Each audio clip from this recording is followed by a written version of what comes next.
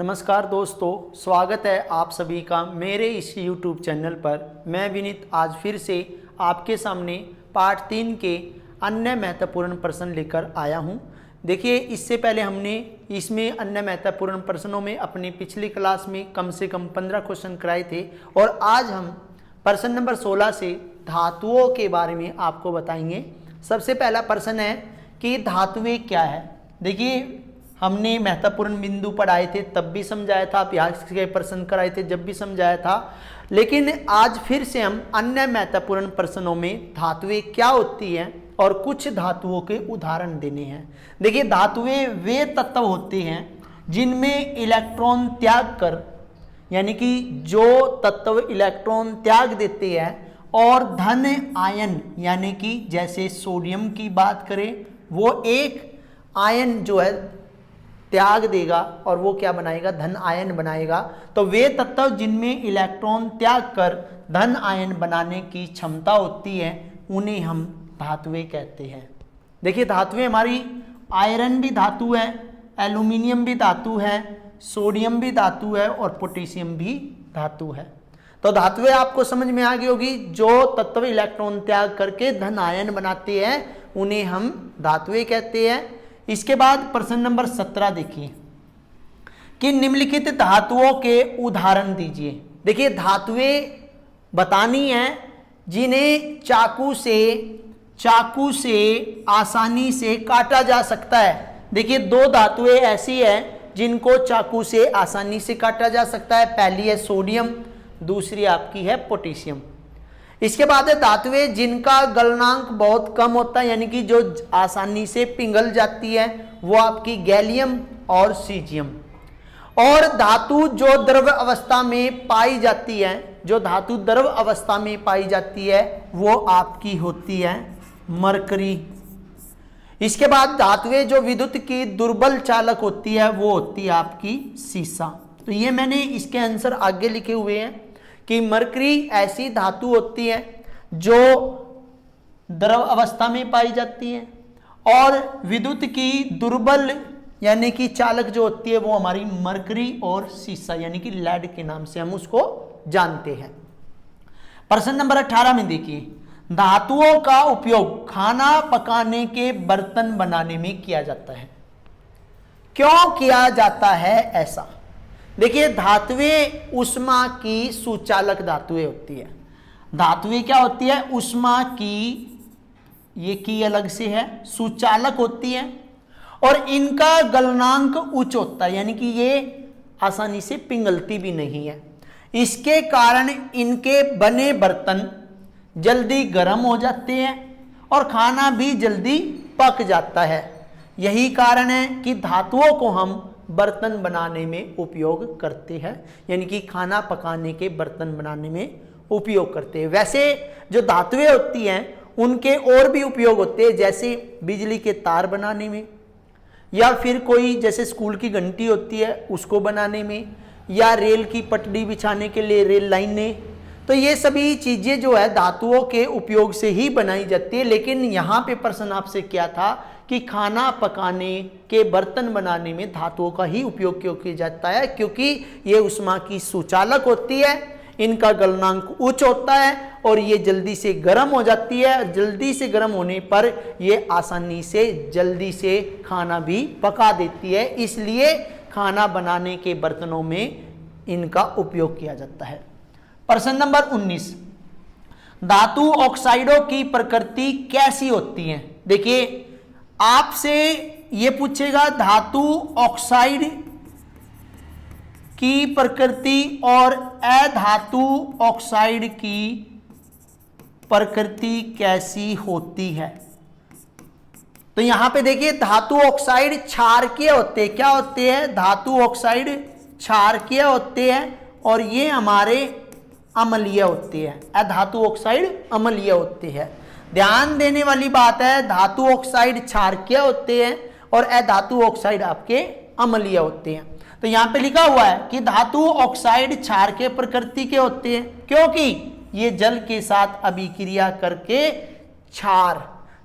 क्षारकीय बन जाते हैं। इस देखिए यहाँ पे आप एग्जाम्पल देखिए, सोडियम ऑक्साइड है। तो सोडियम एक धातु है और ऑक्सीजन ऑक्साइड है, तो ये हो गया धातु ऑक्साइड।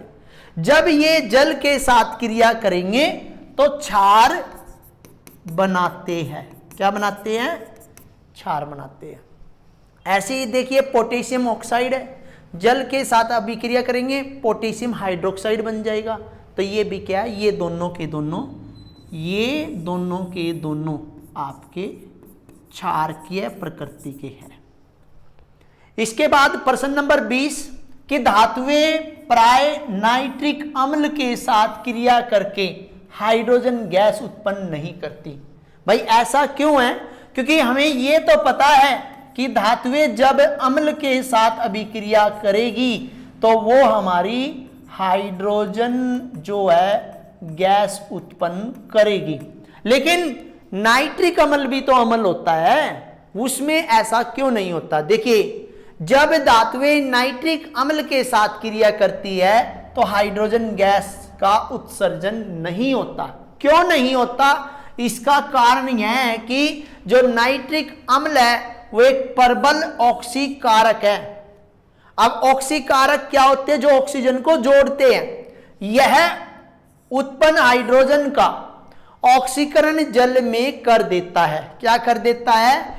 यह हाइड्रोजन, जब आपके पास हाइड्रोजन होगी, हाइड्रोजन गैस होगी, तो उसमें ऑक्सीजन यानी कि ऑक्सीकरण मतलब ऑक्सीजन मिल जाएगी, तो ये बन जाएगा आपका जल।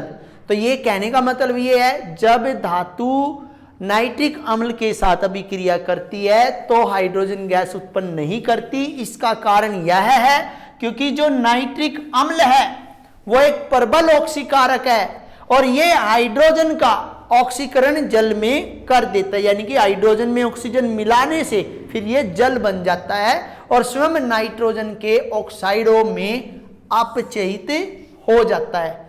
अब यहां देखिए ऐसी दो धातुओं के नाम लिखिए जो तनु नाइट्रिक अम्ल के साथ क्रिया करके हाइड्रोजन गैस उत्पन्न करती हैं। तो ऐसी दो धातुएं हैं, एक आपकी मैग्नीशियम है और एक आपकी मैग्नीज है। ये ऐसी धातुएं हैं जो बहुत ही तनु नाइट्रिक अम्ल के साथ क्रिया करके हाइड्रोजन गैस उत्पन्न करती है। प्रश्न नंबर 21 में धातुएं ऑक्सीजन के साथ कैसे क्रिया करती है समझाना है। देखिए अधिक अभिक्रियाशील धातुएं सामान्य ताप पर ही ऑक्सीजन से क्रिया करके धातु ऑक्साइड बनाती है। कैसे? देखिए सोडियम है हमारे पास, सोडियम धातु है, ऑक्सीजन इसमें मिली तो सोडियम हाइड्रोक्साइड बन गई। और कम क्रियाशील धातुएं जैसे मैग्नीशियम है वो ज्वलन ताप पर ऑक्सीजन से क्रिया करती है। जैसे मैग्नीशियम ऑक्सीजन के साथ क्रिया की तो ऑक्सीजन मैग्नीशियम ऑक्साइड बना। और कुछ धातुएं जैसे आयरन, कॉपर, जिंक ये उच्च ताप पर गर्म करने पर ऑक्सीजन के साथ क्रिया करती है। तो कहने का मतलब क्या है कि धातुएं ऑक्सीजन के साथ कैसे क्रिया करती है। कुछ धातुएं अधिक क्रियाशील होती है तो वो सामान्य ताप पर नॉर्मल टेम्परेचर पर ऑक्सीजन के साथ क्रिया करेगी तो धातु ऑक्साइड बनाएगी। लेकिन कुछ धातुएं जो होती है कम क्रियाशील होती है, तो जब जो कम क्रियाशील होगी वो अधिक तापमान पर ऑक्सीजन से क्रिया करेगी और क्या बनाएगी? धातु ऑक्साइड बनाएगी। और कुछ धातुएं ऐसी होती है जैसे कि आयरन की बात करते हैं, कॉपर की बात करते हैं, तो ये अधिक तापमान पर गर्म होकर ऑक्सीजन के साथ क्रिया करती है। इसके बाद प्रश्न नंबर 22 की बात करते हैं कि उभयधर्मी ऑक्साइड क्या होती है। दर्शाइए कि एल्यूमिनियम ऑक्साइड उभयधर्मी ऑक्साइड है। कैसे? हम जब भी उभयधर्मी ऑक्साइड की बात करते तो हम यहाँ पे एल्यूमिनियम ऑक्साइड की बात करेंगे कि उभयधर्मी ऑक्साइड ऐसे धातु ऑक्साइड जो अम्ल और क्षारक दोनों से अभिक्रिया करके लवण और जल बनाते हैं। कहने का मतलब क्या है कि ऐसे धातु ऑक्साइड जब वे अम्ल की तरह व्यवहार या फिर क्षार की तरह व्यवहार करने लगते हैं तो हम उन्हें उभयधर्मी ऑक्साइड कहते हैं। लेकिन यहाँ पे थोड़ी सी अलग तरीके से दी है कि ऐसे धातु ऑक्साइड जो अम्ल और क्षार दोनों से अभिक्रिया करके लवण और जल बनाते हैं उन्हें हम उभयधर्मी ऑक्साइड कहते हैं। जैसे एल्यूमिनियम ऑक्साइड है, जिंक ऑक्साइड है, ये हमने एक उभयधर्मी ऑक्साइड के रूप में लिया है। एल्यूमिनियम ऑक्साइड है, इसमें हमने क्या किया, अम्ल मिलाया। ये एल्यूमिनियम ऑक्साइड है, इसमें हमने क्षार मिलाया, तो ये क्या बन गया, अम्ल। ये अम्ल है, ये आपका क्षार है। तो जब एल्यूमिनियम ऑक्साइड में अम्ल मिलेगा तो ये लवण बनेगा, प्लस में जल ये रहा। ऐसे ही ये आपका लवण बनेगा और ये आपका जल बनेगा।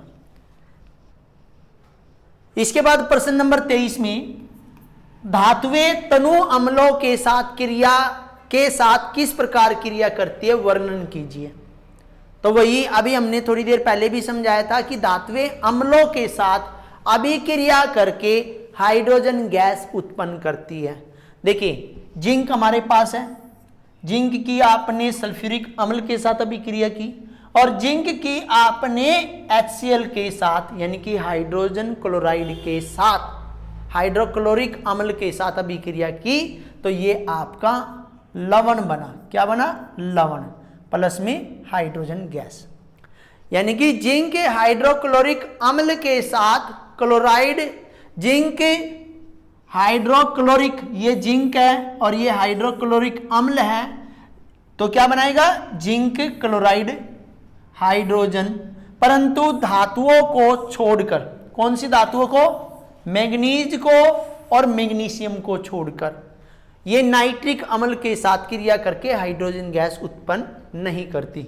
वही वाली बात है, क्योंकि यह एक प्रबल ऑक्सीकारक होता है। नाइट्रिक अम्ल क्या होता है, प्रबल ऑक्सीकारक होता है। थोड़ी देर पहले हमने समझाया था कि जो नाइट्रिक अम्ल है वो क्या है, एक ऑक्सीकारक है, क्योंकि वो हाइड्रोजन जैसे ही उत्पन्न होती है उसमें ऑक्सीकरण कर देता है और ऑक्सीकरण करने से वो जल के रूप में परिवर्तित हो जाता है। प्रश्न नंबर 24, धातुएं जल के साथ किस प्रकार क्रिया करती है, समझाना है। ये भी यही प्रश्न है, वो था तनु अम्लों के साथ, ये जल के साथ। तो धातुएं जल के साथ धातु हाइड्रोक्साइड या धातु ऑक्साइड, देखिए धातु हाइड्रोक्साइड या धातु ऑक्साइड, धातुएं जल के साथ क्रिया करके धातु हाइड्रोक्साइड या धातु ऑक्साइड बनाती है। इस प्रक्रम में हाइड्रोजन गैस भी उत्पन्न होती है। सिंपल सी है कि धातु प्लस में जल या धातु प्लस में जल मिलेगा तो धातु ऑक्साइड बनाएगा। तो इसका कहने का मतलब ये है कि जब धातु हाइड्रोक्साइड या धातु ऑक्साइड धातु जल के साथ क्रिया करेगी तो वो क्या बनाएगी, धातु हाइड्रोक्साइड बनाएगी या धातु ऑक्साइड बनाएगी। तो इस प्रोसेस को, इस प्रक्रम को हम क्या, इस प्रक्रम के दौरान क्या निकलती है, हाइड्रोजन गैस बाहर निकलती है। इसके बाद देखिए उदाहरण के तौर पे देखिए, ये हमने पहले भी कर लिया, अधिक क्रियाशील धातु है, पोटेशियम है, सोडियम है, ठंडे जल के साथ अभिक्रिया कराइए। देखिए सोडियम जल, तो ये क्या बन गया, क्षार बन गया। क्या बन गया, क्षार, प्लस में हाइड्रोजन गैस। कम क्रियाशील तत्वों में भी क्या बनेगा भैया, मैग्नीशियम ऑक्साइड बन गया। क्या बन गया, धातु ऑक्साइड बन गया, ये धातु हाइड्रोक्साइड बन गया। ये सोडियम हाइड्रोक्साइड है तो धातु ऑक्साइड हाइड्रोक्साइड होगा, और ये मैग्नीशियम ऑक्साइड है तो ये मैग्नीशियम धातु ऑक्साइड हो गया। तो कुछ धातुएं जैसे आयरन, एल्यूमिनियम, जिनकी क्रियाशीलता कम होती है, भाप के साथ क्रिया करके धातु ऑक्साइड बना लेती है। जैसे आयरन है, एल्यूमिनियम है, जब वो जल के साथ अभिक्रिया करेंगे तो वो क्या बनाएंगे, क्या बनाएंगे, धातु ऑक्साइड बनाएंगे, जैसे आयरन ऑक्साइड है। और सक्रियता श्रेणी में नीचे की धातुएं जैसे कॉपर है, मरकरी है, सिल्वर है और सोना है, गोल्ड है, ये सभी क्रियाएं नहीं करती, क्योंकि इस सक्रियता श्रेणी में हाइड्रोजन से जो नीचे, हाइड्रोजन से जितनी भी नीचे धातुएं होती है वह मुक्त अवस्था में यानी कम क्रियाशील होती है, इसलिए वे कभी भी जल के साथ क्रिया नहीं करती। इसके बाद धातुएं धातु लवणों के विलयन के साथ किस प्रकार क्रिया करती है। देखिए हर पॉइंट उन्होंने बताया है कि धातु के साथ, जल के साथ, धातु अम्ल के साथ धातु, क्षार के साथ अभिक्रिया। तो यहाँ पे दिया कि धातुएं लवणों के विलयन के साथ अभिक्रिया करके क्या करती है। देखिए, एक अधिक अभिक्रियाशील धातु कम अभिक्रियाशील धातु को उसके लवण विलयन में से विस्थापित कर देती है, परंतु कम क्रियाशील धातु अपने से अधिक क्रियाशील धातु को के लवण में से उसको विस्थापित नहीं कर सकती। समझ में आया कि जो अधिक क्रियाशील है वो उसके लवण में से उसको विस्थापित कर देगी। किसको विस्थापित कर देगी? कम क्रियाशील को। लेकिन जो कम क्रियाशील है वो अधिक क्रियाशील को उसकी जगह से विस्थापित नहीं कर सकती। जैसे आप देखिए, लोहा आयरन जो है वो अधिक क्रियाशील है, तो इसलिए कॉपर सल्फेट के सॉल्यूशन में से कॉपर को अलग कर देता है। अब यहां देखिए, कॉपर और आयरन है, कॉपर कम क्रियाशील तत्व है और आयरन अधिक क्रियाशील तत्व है, तो कोई भी अभिक्रिया नहीं होगी। क्यों नहीं होगी? क्योंकि आपका जो कॉपर है वो आयरन से कम क्रियाशील तत्व है। प्रश्न नंबर 26 देखिए, धातुओं के कोई 3 भौतिक गुण बताने हैं। देखिए, बहुत सारे भौतिक गुण हैं। कैसे? अघात वर्ध्यता। मैंने आपको बताया था कि धातु का वह गुण जिसमें धातु को पीट पीट कर लंबी एवं पतली चादर के रूप में परिवर्तित किया जाता है, उसे हम तन्यता कहते हैं, अघात वर्ध्यता कहते हैं। तन्यता क्या होता है कि धातु का वह गुण जिसमें धातु को एक लंबी तार के रूप में खींचकर बनाया जाता है, उसे हम क्या कहते हैं? तन्यता कहते हैं। चालकता क्या होती है कि सामान्यतः तौर पर कुछ धातुएं विद्युत की अच्छी सुचालक धातुएं होती है या उष्मा की अच्छी सुचालक धातुएं होती है, तो उन्हें हम क्या कहते हैं? चालकता कहते हैं। ठीक है। इसके बाद धातुएं प्रकृति में कैसे पाई जाती हैं, यह बताना है कि धातुएं प्रकृति के अंदर किस तरह पाई जाती है। तो कम क्रियाशील धातुएं जैसे सोना है, चांदी, प्लेटिनम प्रकृति में संतृप्त अवस्था में पाई जाती है, सोना, चांदी और प्लेटिनम। लेकिन अधिक क्रियाशील तत्व जो होते हैं जैसे सोडियम, पोटेशियम, मैग्नीशियम, एल्यूमिनियम, ये सभी चीजें या तो जैसे सोडियम है, सोडियम हाइड्रोक्साइड की फॉर्म में पाएगी, पोटेशियम है, पोटेशियम ऑक्साइड या पोटेशियम हाइड्रोक्साइड की फॉर्म में पाएगी, या पोटेशियम सल्फाइड की फॉर्म में पाएगी, या सोडियम सल्फाइड की फॉर्म में पाएगी, या सोडियम कार्बोनेट की फॉर्म में पाएगी। तो कहने का मतलब है या तो वे ऑक्साइड के रूप में पाती है, या वे सल्फाइड के रूप में पाती है, या कार्बोनेट के रूप में पाती है। प्रश्न नंबर 28 में कि कॉपर की बनी वस्तुएं वायु में पड़ी रहने पर हरे रंग की हो जाती है, क्यों? ये हमने 1 मार्क्स के जब आपको कराए थे तब समझाया था कि कॉपर जो है वो कार्बोनेट की वजह से उसका रंग जो होता है हरा हो जाता है। तो कॉपर की बनी वस्तुएं वायु में आर्द्र CO2 के साथ क्रिया करती हैं एवं बेसिक कॉपर कार्बोनेट बनाती है। क्या करती है? कॉपर की जितनी भी वस्तुएं होती हैं वे वायु में आर्द्र CO2 कार्बन डाइऑक्साइड के साथ क्रिया करेगी, तो वो कॉपर कार्बोनेट बना देगी। कॉपर कार्बोनेट का रंग हरा होता है, जिसके कारण कॉपर की बनी वस्तुएं हरे रंग की हो जाती है। इसके बाद है 29वां कि आभूषण बनाने के लिए शुद्ध सोने का उपयोग नहीं किया जाता, क्यों? देखिए, शुद्ध सोना बहुत ही नरम होता है। पहली बात क्या है? शुद्ध सोना जो होता है, शुद्ध सोना बहुत ही नरम होता है, इस कारण इसके आभूषण नहीं बनाए जाते। सोने को कठोर करने के लिए इसमें कॉपर या चांदी को मिलाया जाता है। आभूषण बनाने के लिए 22 कैरेट सोने का उपयोग किया जाता है, जिसमें 22 भाग शुद्ध सोना होता है, 2 भाग तांबा या चांदी होता है। इसलिए क्योंकि सोने को अधिक कठोर बनाने के लिए ऐसा किया जाता है। चांदी की बनी वस्तुएं काली क्यों पड़ जाती है? जैसे हमने बताया ना, कॉपर की बनी वस्तुएं हरे रंग की क्यों हो जाती है, वैसे ही चांदी की बनी हुई वस्तुएं काली क्यों पड़ जाती है? तो चांदी की वस्तुएं खुली वायु में छोड़ने पर काली पड़ जाती है, क्योंकि चांदी वायु में उपस्थित सल्फर के साथ क्रिया करती है और सिल्वर सल्फाइड बनाती है। और सिल्वर सल्फाइड की परत काले रंग की होती है, जिसके कारण चांदी की जो चमक होती है वो कम हो जाती है, यानी कि क्षीण हो जाती है एवं चांदी पर काले धब्बे दिखाई देने लगती है। इसके बाद इस क्लास के अंदर आज हम प्रश्न नंबर 31 तक ही कराएंगे कि धातु संक्षारण का क्या अर्थ होता है, वे कौन सी परिस्थितियां है जिसके कारण लोहे पर जंग लग जाता है। तो आपको मैं बताऊं, धातु संक्षारण का मतलब होता है धातु जब वायु या अपने चारों ओर स्थित किसी पदार्थ से क्रिया करती है तो वह अपनी चमक कम कर देती है, यानी कि उसकी चमक क्षीण होने लगती है और उनका ऑक्सीकरण हो जाता है। इस प्रक्रम को हम धातु संक्षारण कहते हैं। जैसे लोहे पर जंग लगने की आवश्यकता या लोहे पर जंग लग जाता है और उसकी परिस्थितियां क्या है, पहली चीज है वायु की उपस्थिति, दूसरी चीज है वायु की नमी या वायु की आर्द्रता, या कोई भी जो रासायनिक तत्व होता है वो चीजें जो होती है वो हमारी धातु को संचारित करती है। Thank you.